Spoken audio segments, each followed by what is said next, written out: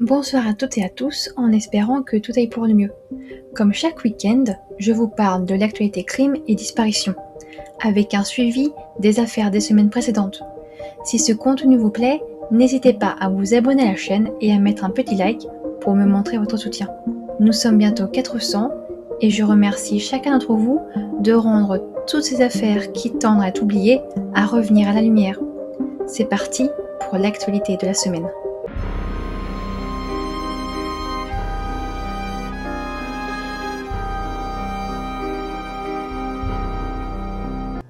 Rémi Coupeau.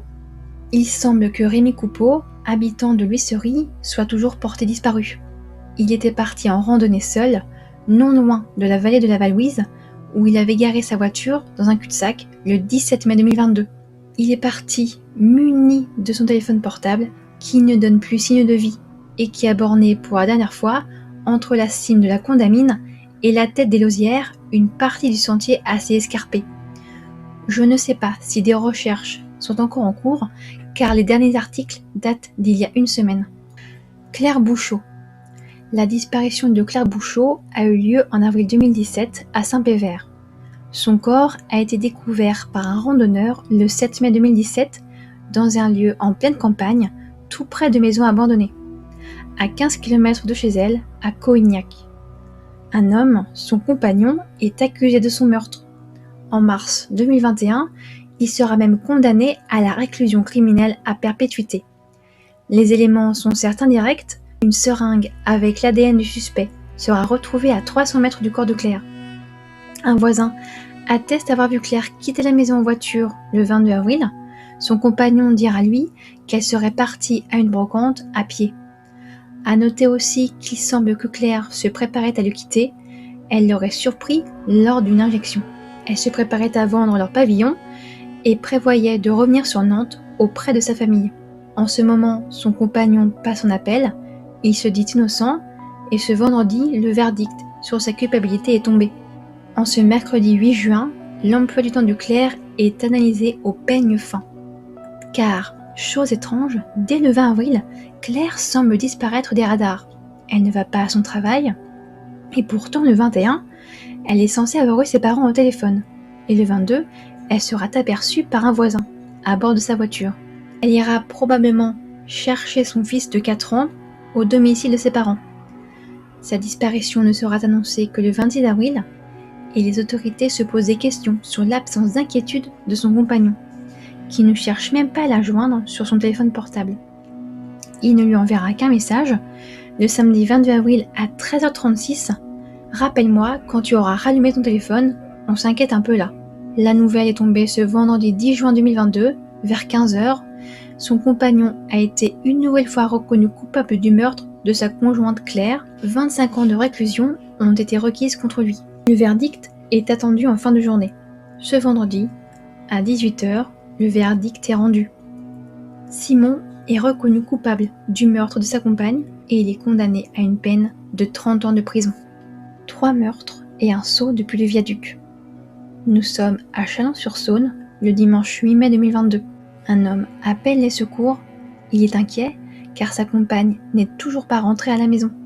Il va signaler qu'elle avait un rendez-vous au cours de la journée avec Jonathan Kuhn, son employeur. Le corps de la jeune femme, Sarah Goujon, habitante de la commune de Marnay avec son conjoint et ses 2 filles, secrétaire d'auto-école à Chalon, est retrouvé sur le parking de la zone commerciale Californie à Saint-Rémy dans son véhicule. Elle a été mortellement poignardée par une personne qui la connaissait bien et qui l'a piégée. Puis, un deuxième appel à l'aide. Cette fois, ce sont des parents, inquiets de ne pas voir leur fille rentrer à la maison, qui contactent les gendarmes. Le nom de Jonathan Kuhn, encore une fois, 2 dans la même journée. Leur fille, Audrey, s'est séparée de lui il y a peu de temps. Elle devait simplement récupérer sa fille, Alban, qui avait passé le dimanche avec son père à Gergy entre 17 et 19 heures. Les gendarmes sont très inquiets. Ils viennent de retrouver le corps de Sarah dans sa voiture. Alors, l'alerte est donnée.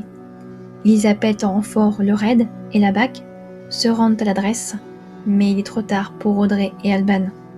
On retrouve leur corps dans le hall d'entrée. Contrairement à Sarah, qui n'a été atteinte qu'une seule fois, Alban et Audrey ont reçu de nombreux coups de couteau. Mais où est le principal suspect? Où est Jonathan? Très vite, il est placé sur la liste des personnes recherchées, car il est peut-être déjà loin. Au cours de la nuit, sa voiture sera retrouvée au niveau du viaduc du pont de la Caille. Au petit matin, son corps sera retrouvé en contrebas. Il s'est avéré qu'au cours de l'enquête, il fait état d'un climat de violence conjugale au sein du couple Audrey et Jonathan, et ce depuis 2019. Jonathan a même été contraint de suivre un stage de sensibilisation aux violences conjugales durant 2 jours en juin 2020. Le principal suspect est décédé. Je ne sais pas comment l'affaire va évoluer sur le plan juridique. Par un non-lieu? Une autre question. Pourquoi parcourir 200 km pour mettre fin à ses jours? Certes, le viaduc a une sinistre réputation, environ 15 suicides par an. Peut-être qu'il voulait être sûr de ne pas s'en sortir, de ne pas assumer les conséquences de ses actes, car il laisse derrière lui une injustice, une page qui ne pourra jamais être tournée. Il n'a semble-t-il laissé aucun mot, aucune explication sur son geste. Maintenant, il a détruit 3 familles, celle de Sarah, qui avait des contacts réguliers avec Audrey, celle d'Audrey, dont les parents ne pourront chérir que des souvenirs, et celle d'Alban, composée de la famille du criminel, qui, qu'on le veuille ou non, n'ont rien fait de mal, et les parents d'Audrey, qui ont également perdu une petite fille. Ce samedi 11 juin sera organisée une marche blanche pour ne pas oublier Audrey et Alban, qui a débuté à 10h du matin depuis le centre hospitalier de Chalon-sur-Saône. Une cagnotte en ligne a été organisée sur le site Litchi en faveur d'une association. Si vous désirez faire un don, je vous mets le lien en barre d'informations. L'affaire Delphine Jubilard. 2 actualités importantes dans cette affaire de disparition. Tout d'abord, les dernières images de Delphine, prises le lundi 15 décembre 2020 dans un parking souterrain à 10h23 à Albi. Après cela, elle rejoint une amie pour discuter devant un café. Son amie et elle se séparent devant le domicile du couple, à Cagnac-les-Mines. Quelques heures plus tard, son compagnon, avec qui Delphine est sur le point de se séparer, prévient la gendarmerie à 4h09 du matin. Il leur signale que sa conjointe n'est plus à la maison. Pourtant, à 23h30, elle est toujours là, elle est en bas, devant la télé, avec le plus vieux de ses enfants. Cela fait donc près d'1 an et demi qu'il n'y a plus aucune trace de Delphine. Bien entendu, les soupçons se portent sur son compagnon. Le couple bat de l'aile depuis longtemps. Les périodes de confinement ont mis à mal le travail de Cédric. Depuis plusieurs mois, il ne travaille plus. La maison qu'il lui avait promis est toujours en travaux. Delphine n'en peut plus. Les tensions, les non-dits, le stress de son travail d'infirmière qu'elle fait avec plaisir, mais avec l'apparition du Covid, peut-être qu'à l'hôpital, ce n'est plus comme avant. Delphine a rencontré quelqu'un d'autre, un homme dont elle est éperdument amoureuse depuis plusieurs mois. Une lumière dans ce chaos. Elle veut vivre avec lui, et contre toute attente, la compagne de ce dernier ne lui en veut pas. Il y a énormément d'échanges entre les 2 femmes. En tout, entre le 14 décembre et le 16 décembre, ce ne sont pas moins de 25 SMS et 4 appels téléphoniques qui seront échangés. La femme demande juste à Delphine un peu de temps pour que le couple se sépare. Delphine accepte, mais ne respecte pas vraiment ce pacte. Elle envoie une photo d'elle en combi-short à son amant. À savoir que la nuit de sa disparition, Delphine et la femme ont échangé à 8 reprises par SMS ou par appel. Deuxième information, cela fait donc près d'1 an que son conjoint Cédric est incarcéré en détention provisoire ou en mandat de dépôt, qui théoriquement arrive à son terme dans quelques jours, sauf si la justice pense qu'il y a assez d'éléments pour qu'un procès puisse être tenu, et que donc qu'il soit reconnu coupable ou non du meurtre présumé de Delphine, car finalement, aucun corps n'a encore été retrouvé.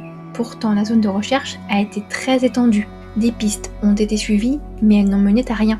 Cédric déclare tantôt qu'elle est toujours en vie, mais qu'elle a pris la fuite à l'étranger. Avec qui? Avec quel argent? Où? Et pourquoi ne donne-t-elle aucun signe de vie? Et tantôt, il dira l'avoir tuée et s'être débarrassé du corps dans une ferme qui va brûler peu de temps après. Après l'appel de Cédric à la gendarmerie, les enquêteurs se rendent sur place et découvrent la maison du couple. Un salon en désordre. Le sac de Delphine est toujours là.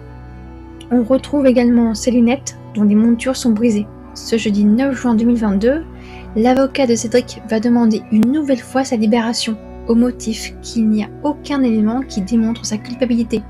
Pas de sang, pas de corps, juste un couple qui se sépare et peut-être un homme qui ne le supporte pas, mais qui pourtant, de son côté, s'est déjà inscrit sur un site de rencontre. Reste à savoir quelle sera la décision du juge. Il devrait prendre sa décision lundi. Cette affaire est une énigme qui, je l'espère, sera résolue un jour. Je vous remercie d'avoir regardé la vidéo jusqu'au bout et j'espère qu'elle vous a plu. N'hésitez pas à mettre un petit commentaire pour partager vos avis sur ces actualités. Pour ma part, je vous donne rendez-vous mercredi prochain pour une nouvelle histoire de crime, de disparition ou de faits étranges. Et d'ici là, n'oubliez pas, il n'y a pas de crime parfait. Il n'y a que des crimes impunis. Ceux dont l'imperfection n'a pas été découverte. Alain Demouzon.